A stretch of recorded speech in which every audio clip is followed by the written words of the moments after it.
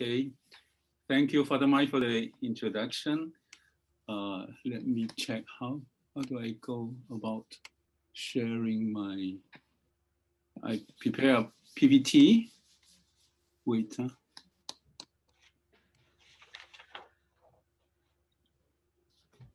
you, how can I share? Okay.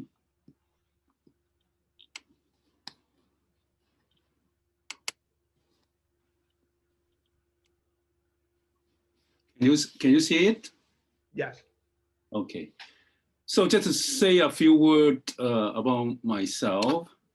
I was born in southern China, in the province of Guangdong and Taishan, and where St. Francis Xavier died in an island in front of this mainland of Taishan, and Taishan is the place where the many Chinese immigrants went to the U.S. A century ago, and I was born there. I grew up in Hong Kong, where I became Catholic, and I came back to China. I started living in China 27 years ago. This is for those who have been here. This is Shanghai, the Bund of Shanghai. I will share an impression of 27 years ago when I first arrived here. And now on the other side of the river, you can see on ultra modern new area of Pudong. And you can see the difference in 20 years. I remember 27 years ago, when I strolled the other side of the river band, I saw this the Bund area lighten up, all these monuments of neo-colonial style, lighten up until 10 o'clock in the evening. At 10 o'clock, all the lights were switched off, and I saw it was a strong impression in this dark city. There's a silhouette of a cross. It was a lighthouse built by the Jesuits decades ago. And on the other side of the Bund is the People's Hero Monument. So it made me think, who are the heroes? In fact, when I went back to in the morning, I saw this monument speaking about the last century, all those young people who have contributed to the renewal, rejuvenation of the nation. And then the cross that I saw the evening before instead was a wind measuring instrument. So I don't know whether the Jesuit did it on purpose, but it gave me a strong impression that evening. And I think to understand how China is faring today, we have to put ourselves in a historical, a wider perspective, tracing the history of last century. In fact, in 1919, there was this May 4 movement started by young intellectuals thinking of the renewal of China. In fact, China was quite much backward at the time. And I would summarize, from 1919 to 1949, there was 30 years of turmoil. And another 30 years from 49 to 79, because in 49, China became communist, socialist, and 30 years of ideology, of communism and ideology. And starting in 1979, with Deng Xiaoping, he started the years of the reform, 30 years of reform. And we can see the, especially economic reform, the open door policy. And we are nowadays, recently, China talked a lot about working now towards a new era of a community of shared future for mankind. So how do we look at China today? It, according to World Bank statistics, China succeeded in poverty alleviation in the last 40 years and accounted for 70% of the world total poverty alleviation figure. And actually, globalization had benefited China. It was a gradual transition in China. Although considered an authoritarian government, however, according to a research done in the Arts Center of Harvard, 90% of the Chinese population supported the direction the country is going. And we may call also this system of government is related to the Confucian tradition of meritocracy. Government officials are promoted according to merits. There was political order and state authority, government efficiency, and long-term strategic planning. And then somehow it was able to, as development goes by, also China was succeeded to make use of a high talent pool of students. Pope Francis speaks a lot about building the culture of encounter. So in recent years, China set the goal of to meet the ever-growing needs of the people for better life. And in the last decades, we have seen urbanization. Urban residents rose by 40% from 40 years ago was 80% of the population live in a poor rural area. And now more than 60% of them live quite decent life in urban cities.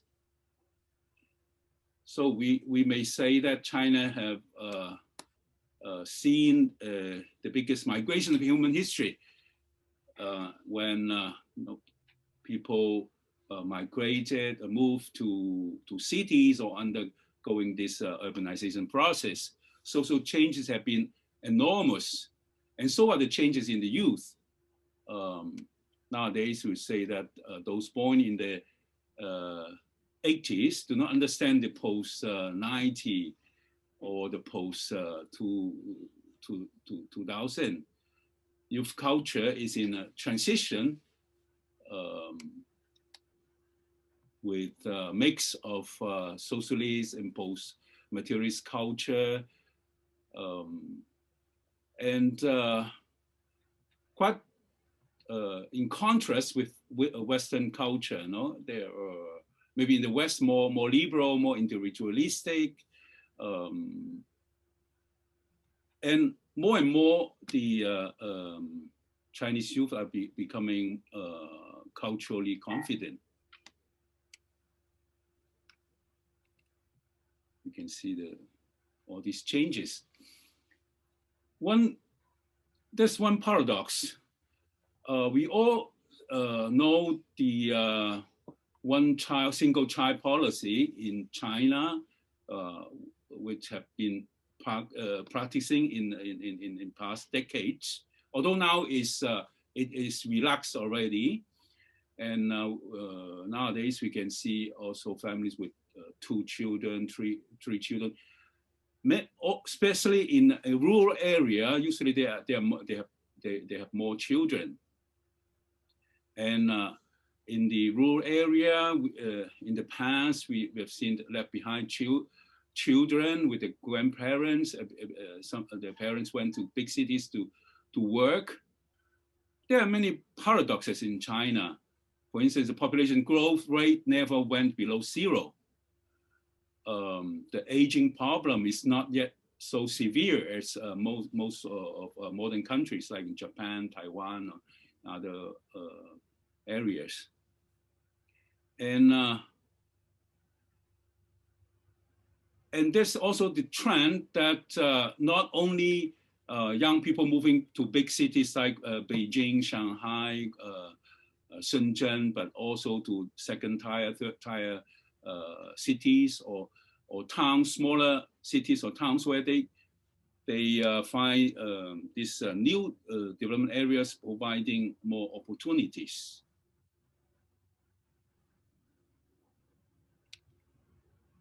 This one child generation, and quite characteristic.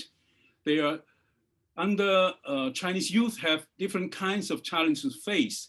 They're under pressure since childhood, from studies to work till forming a future family, including looking for a life partner. The whole family or clan concentrates their efforts for the single child to pass the university entrance exam. We call it Gaokao. It's quite a rigid exam system, but we can trace it in this Asian culture of 2,000 years Confucian tradition of a state exam. The lifetime income of an average young worker in a metropolis will not be sufficient to purchase an apartment in cities like Shanghai. Moreover, parents pool their resources to help the young in order to choose a spouse. It's also typical in China. And young people usually have a strong obligation towards their parents, even on what subjects to choose when they go abroad for studies, and this tradition of Chinese family, this obligation towards the. We can see the scene of the Gaokao here, relatives, parents cheering up when they go to the exam venue. And nowadays, the youth are quite technologically savvy and optimistic. They're inclined to the latest technology. They hook to the omnipotent smartphone and the newer forms of media. Using the internet. These smartphones are very, very common in Hong Kong. Maybe unlike some developing countries. And they also, through these platforms like WhatsApp, also with a click, VPN, people have a perception that we cannot get access to Google or things like that. But with a click, also Chinese youth can, if they want, to read, about foreign news and all that. And this story behind this share bike, it's very common in China nowadays that you can travel around, with this means of transportation. Actually, it was started by 3 university students at Beijing University. It was pastime leisure, and it became they started this company called OFO, and now it developed into mobile sharing and all kinds of different big corporations are doing this kind of things. Very developed. You can actually use make use of your phone and then get a bite almost at very, very low cost. and also the higher education system lead to technology advancement, like the as I said, the speed train is very efficient in China. There's a whole network of speed train here, covering. In fact, recently I just went to the west of China, making use of this speed train, and I went to several cities like Chengdu, Chongqing, Xi'an by train quite conveniently. So this idea of the bike sharing economy, using the Taobao, the Alibaba, all these platforms somehow inspire also youth, to take up initiatives, start small businesses. This buoyant economy, flexible environment offer numerous opportunities also to the youth. So we may say that if you go around this in China, you find youth are quite generally in a quite optimistic mood, and we can compare. Google, Amazon, Facebook. In China, we use Baidu, Tencent, WeChat, and all kinds of platforms, and especially with these applications, and China developed much with in this field of applications, and changed the way of life of people. Here is you can see that students, they don't have to buy things from the supermarket or whatever. They just order with their phone, and here is a picture of a campus. They transform. Previously, it was a mini market. They transform it into where they get deliveries, and by courier. The courier system is also very efficient. Within hours, you can get the things you order. Of course, then there's the threat of materialism and spiritual poverty. Our main concern: are the people happy with just material developments? What is their aspirations for a better life? Where do they turn for help?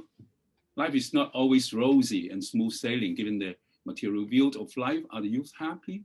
What about friendship, help from above? Do religions have a role to play?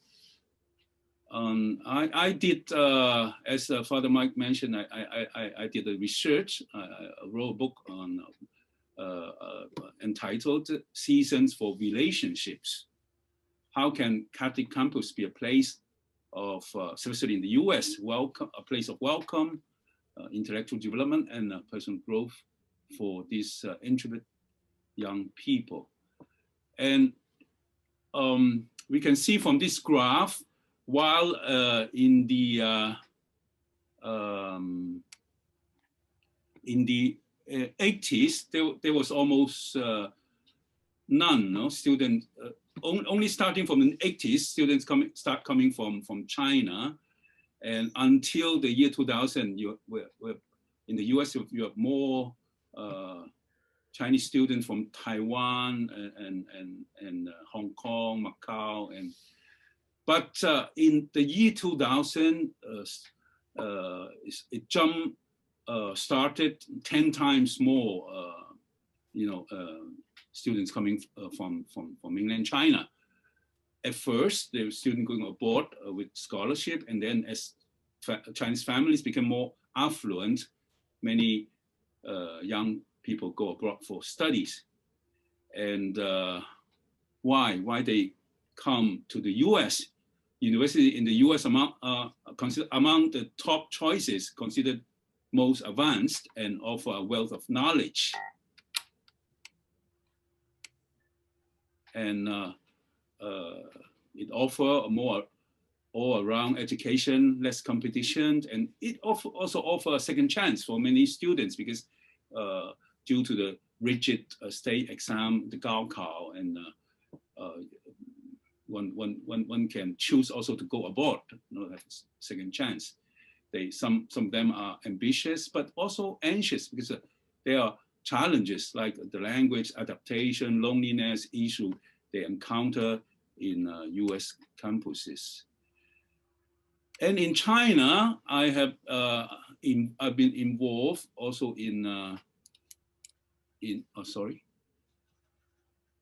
with some Catholic youth, and college is a time for youth, to have a time for academic pursuit, also independent thinking and seeking for meaning of life. There's intense competition, but if they find a place where there's mutual help, harmonious relationship, I've experienced with some youth who became Christians because they find help from other fellow students. Of course, there are challenges within mainland China that because proselytism or conversion is not encouraged in campuses, and we all know that the big majority of the Chinese population are not Christian, and however, there's a palpable spiritual thirst and need for values for young people. So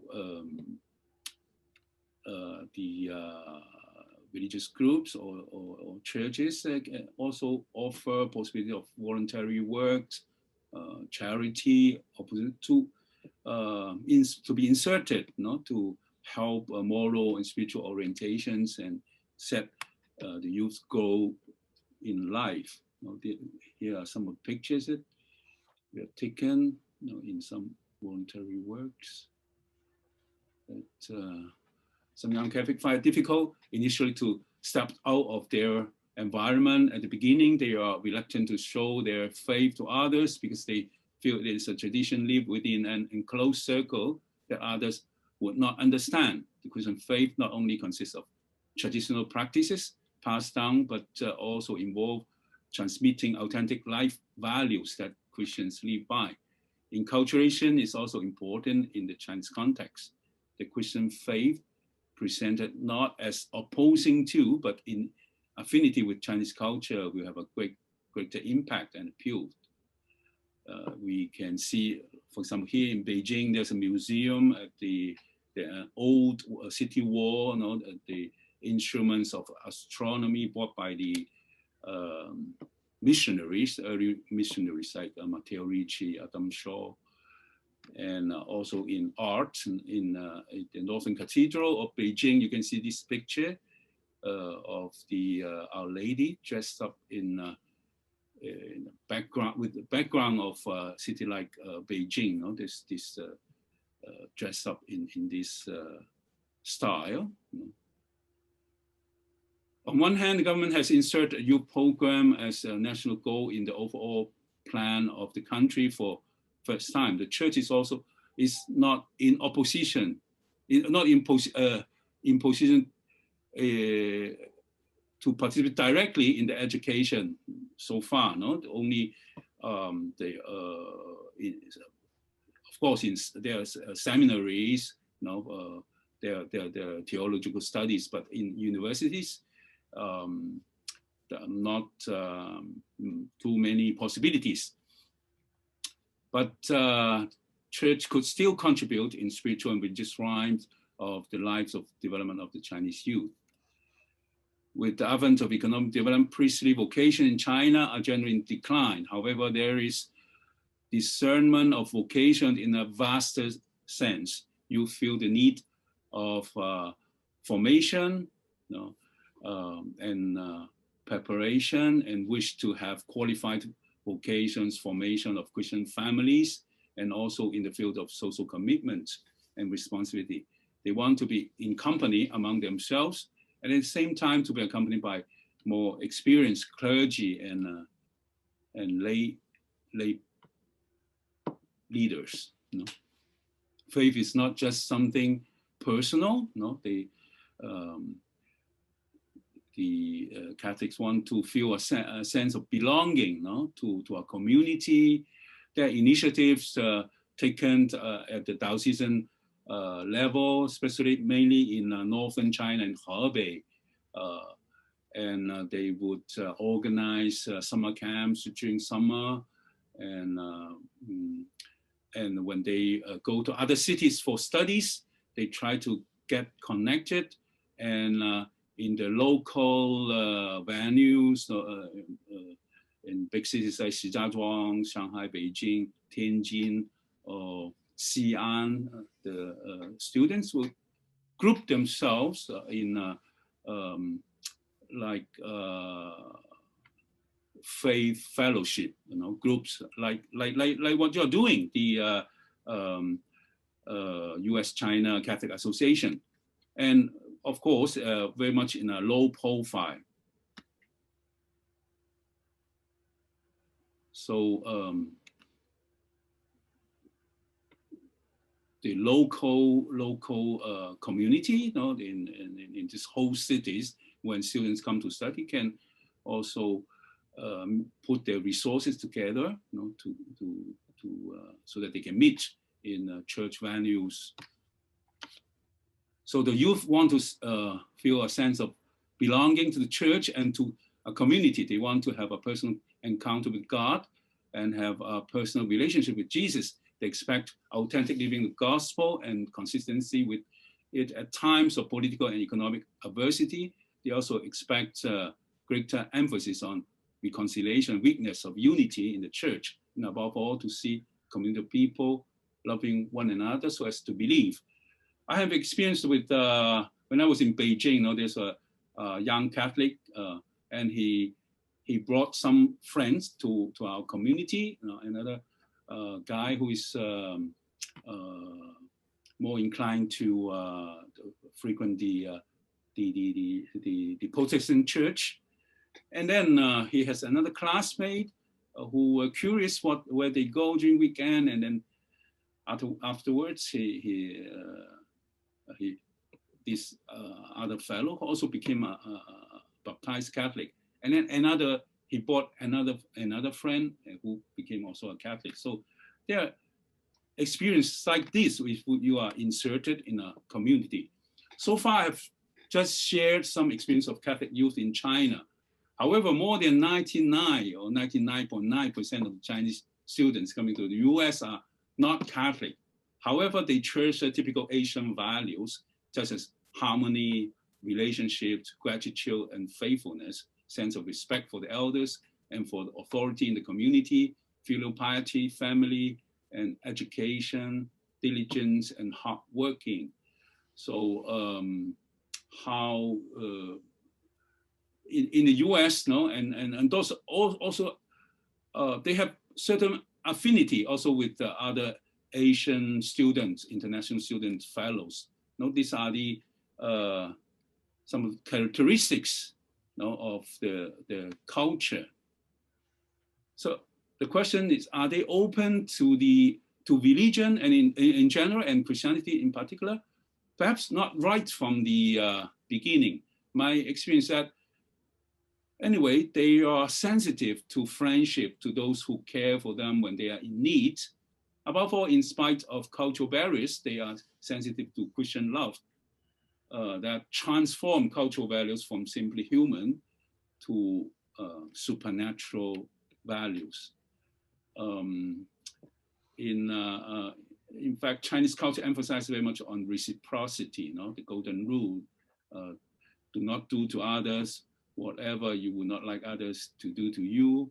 Or Confucius said that now the man of perfect virtue, wishing to be as established himself, seeks to establish others. Wishing to be enlarged himself, he seeks also to enlarge others. 给予己欲立而立人，己欲达而达人 from the Analects. And the encyclical of Pope Francis, Fratelli Tutti, on friendship and social friendship and fraternity, emphasizes that we are all called, just like the Good Samaritans, to become neighbors to others. Love builds bridges, and we were made for love. So this is my wish that to take this chance, to when we around in our campuses, there are students who are in need. We give this helping hand and make friends with them. And first of all, not with a string attached, so that they will become Christian, but really to give concern to them, for their studies, for their adaptation to the new environment. Then, then God will do His part, and one day they may find their relationship also with this with God, with Jesus. So this is my wish. Thank you for listening.